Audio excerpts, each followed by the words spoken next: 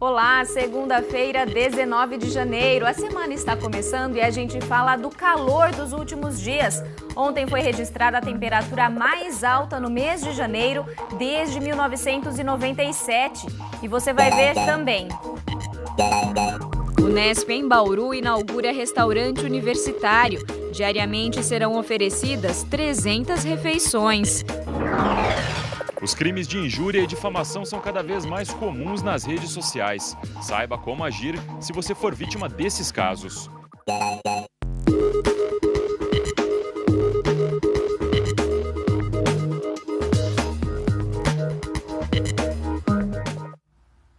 Começou a funcionar nesta segunda-feira o restaurante universitário do campus da Unesp em Bauru. Essa era uma reivindicação antiga de alunos e funcionários da unidade.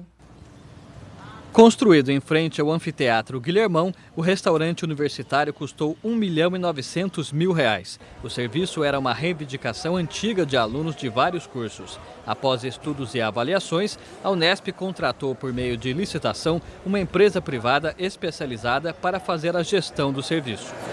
O sistema de alimentação é do tipo bandejão e o ambiente tem ar-condicionado para enfrentar o calor de Bauru. No cardápio, arroz, feijão e saladas à vontade. O cardápio é variado e passa por acompanhamento nutricional.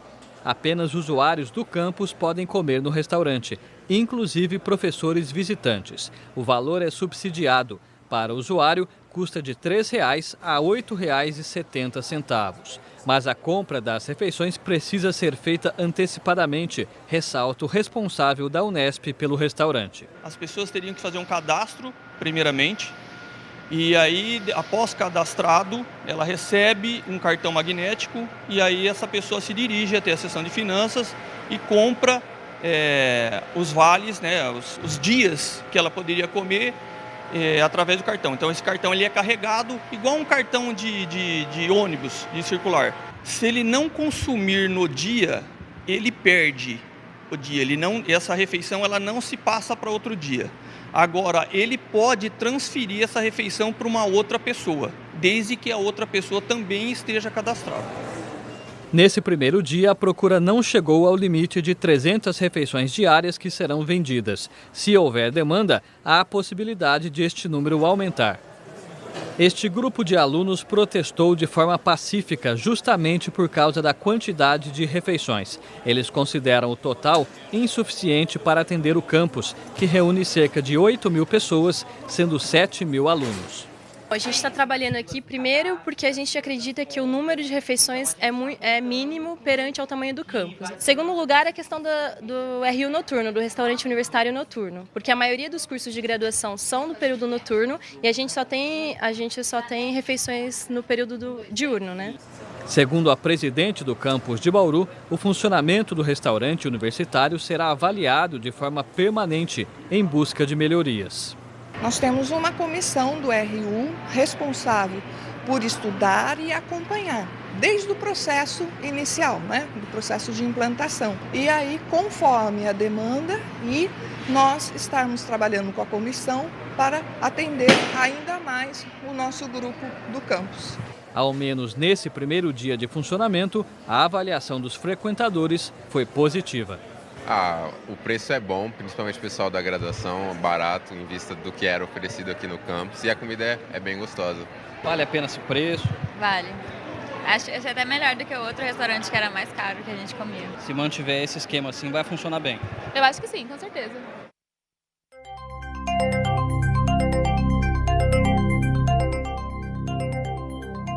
O domingo foi de recorde em Bauru. A temperatura chegou aos 37,8 graus. É a mais alta no mês de janeiro desde 1997, quando começaram os registros no IPMET. Vamos saber o que tem provocado esse calorão dos últimos dias. O que explica uma temperatura dessas é uma soma de fatores. A época do ano que nós estamos vivendo, que é o verão, que é onde ocorrem as intensidades de temperaturas mais altas devido à radiação, né? E a ausência de dois fatores que inibem as temperaturas, né? Que é a entrada de ar de massa fria e a ocorrência de chuvas, né? Como nós estamos com uma massa de ar quente e seco, né, sobre o estado, isso inibe tanto a formação de chuvas quanto a entrada de massas mais frias, que ocorre mais no inverno mesmo. Então as temperaturas vão subindo até que chega a bater os recordes. Entre hoje, segunda-feira e terça-feira, a gente ainda pode ter temperaturas que ultrapassem esse recorde, né? Que ainda estamos vivendo essa massa de ar quente e seco, mas a partir de quarta-feira nós acreditamos que as chuvas voltem a ocorrer com mais intensidade e aí as temperaturas devem declinar um pouco.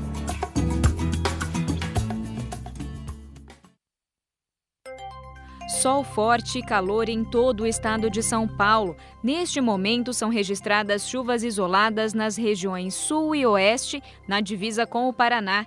Em Bauru, mais um dia de temperaturas elevadas. Neste momento, a umidade do ar está em 41%. A velocidade dos ventos é baixa, 8 km por hora. A temperatura mínima hoje foi de 24 graus e a máxima chegou mais uma vez aos 37. Para amanhã, a mínima prevista de 24 graus. A máxima não deve passar dos 36.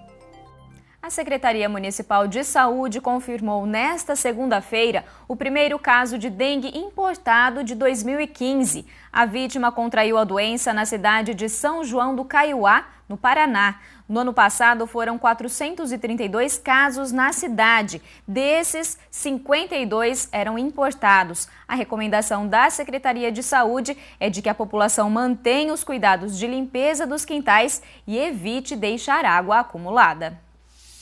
No próximo bloco, você vai ver que é preciso ter cuidado na hora de usar as redes sociais na internet. Vem crescendo o número de crimes de injúria e difamação no ambiente virtual.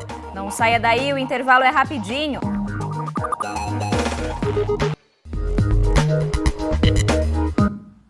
A popularização das redes sociais na internet tem trazido um problema à tona: o aumento no número de casos de injúria e difamação.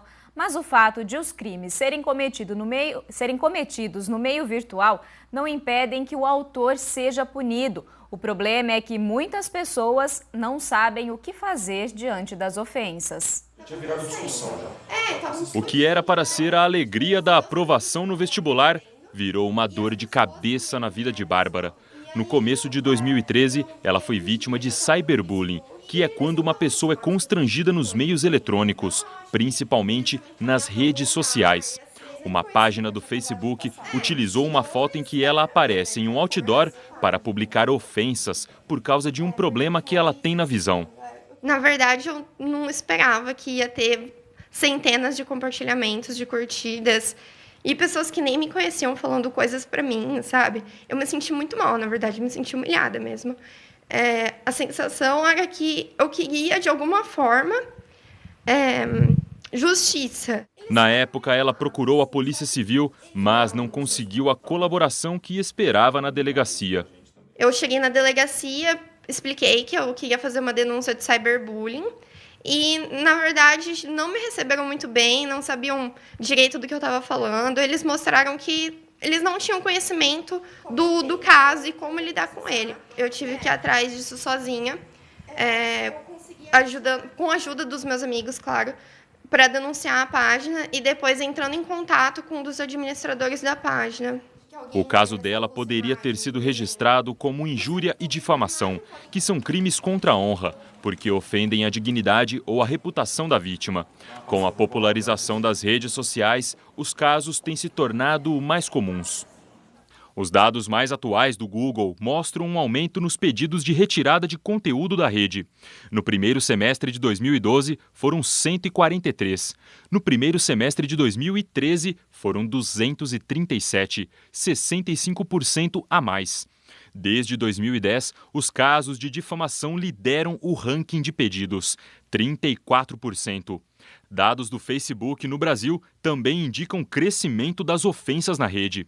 No primeiro semestre de 2014, foram registradas 715 solicitações de informações de usuários. Aqui estão incluídos pedidos de retirada de conteúdo. No mesmo período de 2014, foram 1.165, um aumento de 63%. Se por um lado as redes sociais aceleraram a divulgação de fatos ofensivos, por outro, permitiram que as vítimas reunissem provas mais concretas, porque tudo fica registrado. Por isso, é importante juntar a maior quantidade possível de informações, como páginas impressas e fotos, para dar andamento ao processo judicial. No entanto, não basta só reunir as provas e registrar o boletim de ocorrência. A vítima precisa deixar claro para a polícia que quer levar o caso adiante. Esse crime é de ação penal privada.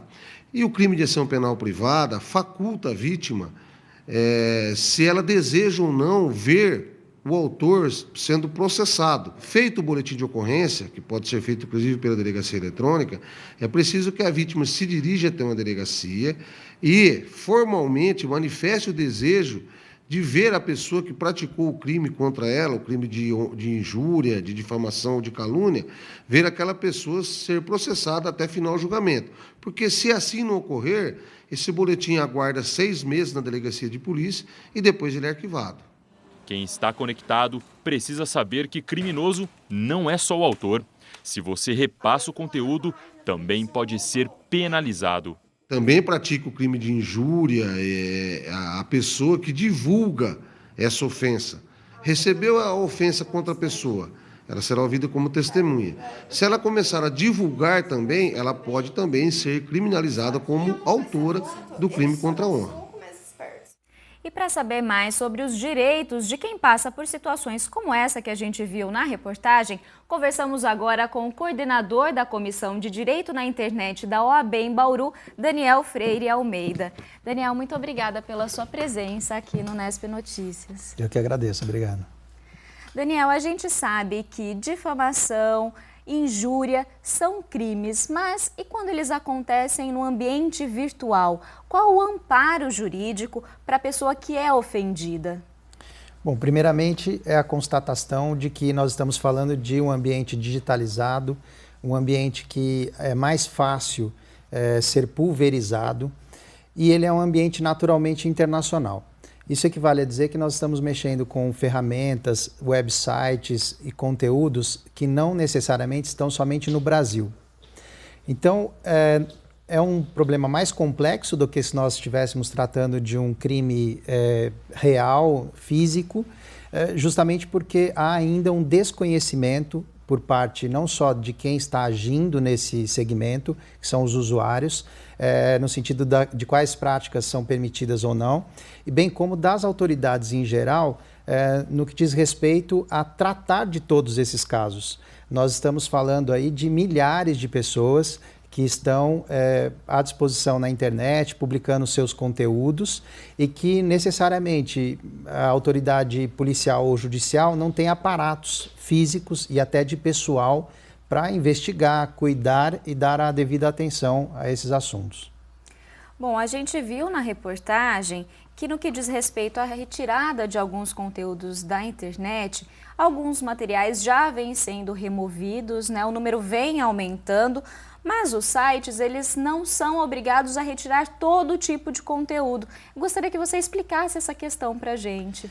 Bom, exatamente. Com o novo Marco Civil da internet, a possibilidade do usuário solicitar uma remoção de um conteúdo ou mesmo acesso aos registros de quem é que acessou e publicou aquela ofensa, deve ser por via judicial.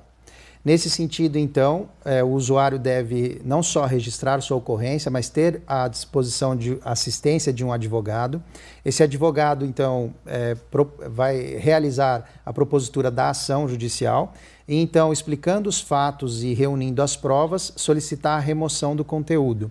No entanto, nós temos que estar atentos que os tempos da justiça são diferentes dos tempos virtuais.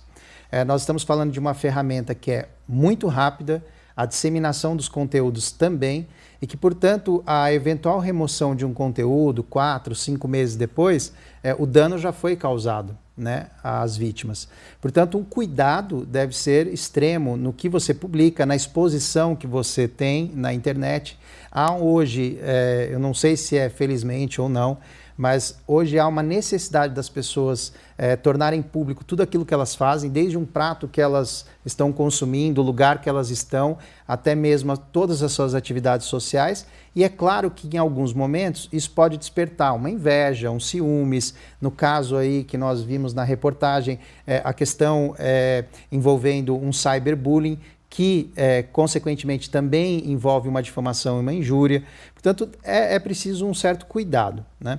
E lembrar que nós estamos falando de uma ferramenta em que os provedores de conteúdo, como o Facebook, que é mais usual e todos conhecem, ele é obrigado a retirar, num primeiro momento, os conteúdos que têm ligação direta à nudez ou sexo. Isso, pelo Marco Civil, é obrigatório que, pelo pedido do usuário, isso já seja removido imediatamente. No entanto, as outras características todas, elas dependem da decisão judicial. É claro que isso não impede que, sendo flagrante a visualização de que ali está sendo cometido um crime, que o próprio Facebook tome as providências. Mas nós devemos imaginar o seguinte, não é uma pessoa pedindo, são milhares de pessoas pedindo no mundo inteiro, e o próprio provedor não tem essa via física de realizar todas essas análises e remoções, né?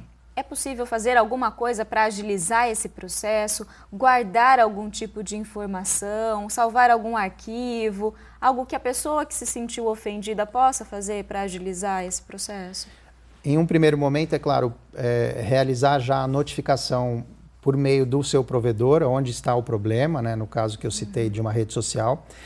Num segundo momento, se é possível ter um indício ou você desconfia de alguém, é claro, então, realizar um registro de ocorrência e solicitar que a autoridade policial já entre em contato com o agente, né, quem seria o criminoso, para que isso seja dirimido o mais rápido possível. E, por outro lado, é claro, insistir na situação. É importante o que o delegado colocou em relação à questão de que é preciso que a pessoa insista que o assunto seja tratado em via administrativa e depois judicial, mas também eu acredito que nós devemos urgentemente repensar o nosso aparato policial e o nosso aparato judicial para tratar dessas questões. Infelizmente, ainda há uma visualização de que nós estamos tratando de crimes comuns, e não são. Hoje, publicar uma ofensa na internet torna-se mundial instantaneamente. E eu não vejo ainda, infelizmente, que nós estejamos preparados para enfrentar todos esses desafios. Daniel, muito obrigada pela sua participação aqui no Nesp Notícias. Obrigado, agradeço. Boa tarde a todos. Nós vamos agora para um rápido intervalo e, na sequência, você vai conferir que os seriados são uma boa opção de lazer nesse período de férias. Não saia daí, a gente volta já já.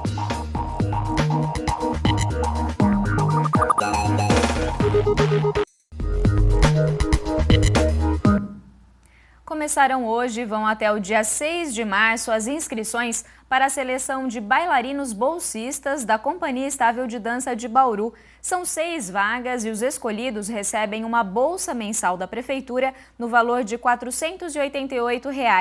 Podem participar da seleção estudantes de balé e bailarinos de 14 a 21 anos, mas é exigida experiência de no mínimo 6 anos de estudo de balé clássico. As inscrições podem ser feitas na Secretaria Municipal de Cultura em horário comercial. O endereço é a Avenida Nações Unidas, número 89. Outras informações pelo telefone 3235-1193.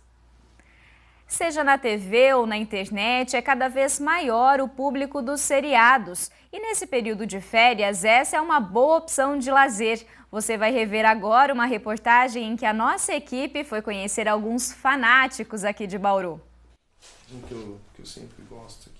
No quarto do Paulo, a prateleira repleta de DVDs dá a dimensão da paixão dele pelas séries. Ele faz questão de ter boxes de edições especiais, revistas, e o cuidado com esses materiais é grande. As embalagens estão todas muito bem conservadas. Essa paixão pelos seriados, na verdade, ela começou assim, vendo TV, acompanhando algumas novelas, minisséries, eu parava um pouquinho para ver seriados, na parte do sobrenatural, né, que eu mais gostava. Na verdade, foi o sobrenatural que me instigou a ver as séries. Foi a partir daí que eu não parei mais, tem uns 10 anos mais ou menos. Hoje ele reserva até 4 horas por dia para se dedicar a esse hobby. Tem que ter uma aventura, uma emoção. Passar assim, um gancho que feche o final do capítulo e pegue no outro na outra semana. É isso que me prende. Então é isso que me faz ficar mais assim atento. Vai ter mais alguma coisa no final. Final de temporada é a melhor. Porque você sabe que alguma coisa vai acontecer. Então termina no clímax, né? A Thaís é outra fã de seriados. Desde 2008, ela acompanha histórias de temas variados. Já chegou a assistir 29 séries ao mesmo tempo, a maior parte delas pelo computador. E o que te prende a essas histórias? É a continuidade? É a paixão pelos personagens? Como que é? É tanto a continuidade quanto a paixão pelos personagens. Porque você acaba se envolvendo emocionalmente com os personagens, mesmo eles não sendo reais. A gente acaba criando essa proximidade, querendo saber mais sobre eles e sobre o que vai acontecer no próximo episódio, a vida deles. Mesmo acompanhando as séries online, ela não deixa de comprar os DVDs e muitos ficam assim, lacrados. Eu tenho uma relação meio que afetiva com as minhas séries, então eu acabo querendo ter os box como uma forma de me manter relacionada à série, mesmo quando ela acabar. Para quem ainda não tem TV a cabo ou acesso à internet e plataformas sob demanda, as locadoras são uma opção. E o setor, que veio enfrentando queda nos últimos anos, sente uma melhora nesse tipo de locação. Se for ver, o seriado hoje está se pagando bem. A gente consegue já comprar até o Blu-ray de seriado, que antigamente não conseguia porque tinha um público baixo. Mas hoje até o público de Blu-ray assim, procura por seriado em Blu-ray, em alta definição. Então o mercado hoje de seriado está muito bom para nós. Para este professor do curso de radialismo da Unesp em Bauru, são vários fatores que explicam esse fenômeno de audiência das séries.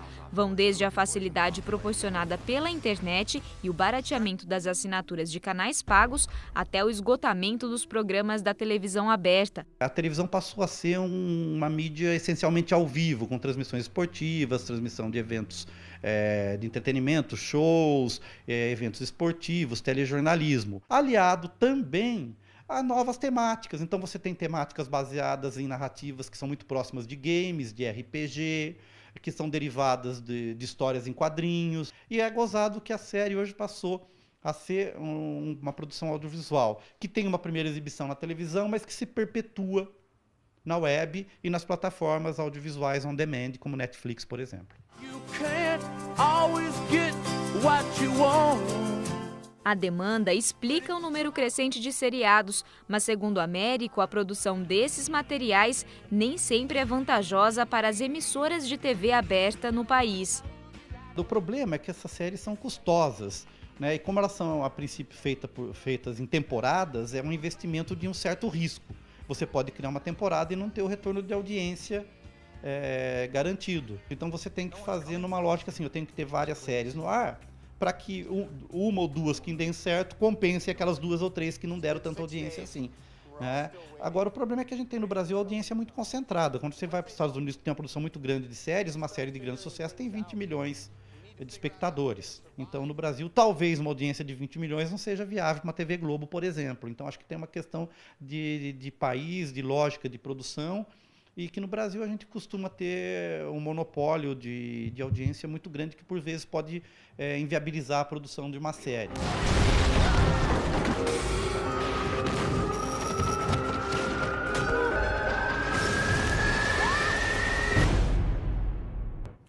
Por hoje é só, a gente volta amanhã ao vivo às 5h30 da tarde.